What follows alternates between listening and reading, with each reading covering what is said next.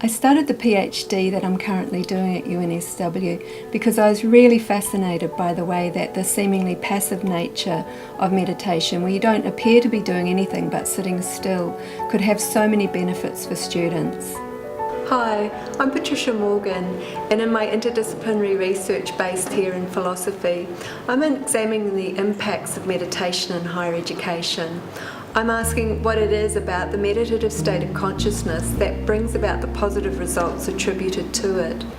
For there is now substantial research to show that meditation improves self-control, awareness and attention, it helps students retain and retrieve information, it reduces aggression and stress and anxiety.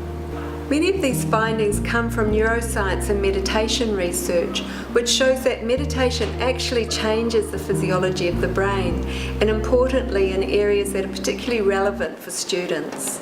I started my research with fieldwork at 4 universities in the US, looking at the emerging trend of contemplative education. I conducted fieldwork in schools of theology, art history, management studies and psychology. While visiting these universities, I interviewed 75 academics and students. After analysing these interviews using phenomenology and classical yoga philosophy, I identified what I believe is a layer beneath the physical. It's a layer that grounds the positive outcomes of meditation. I'm also proposing that within this layer there is a mechanism I have termed the feeling nexus. This mechanism is constantly combining the bodily, the mental, emotional, and transcendent modes of human experience. And my research suggests that contemplative experience of the feeling nexus provides a sense of integration, which supports the positive changes that can result from contemplation.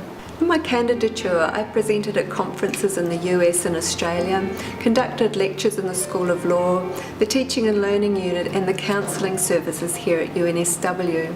I also teach meditation on campus. When I finish this research, I'm interested in applying it in a number of different ways, in practice and educational philosophy.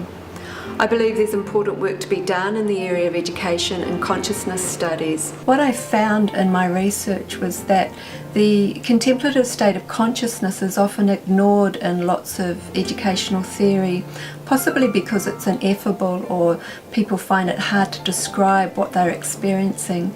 And yet what I found was that my participants did describe what they were feeling, but in idiosyncratic feeling languages which they invented themselves. And I think there's a lot of work that could be done developing an understanding of these languages.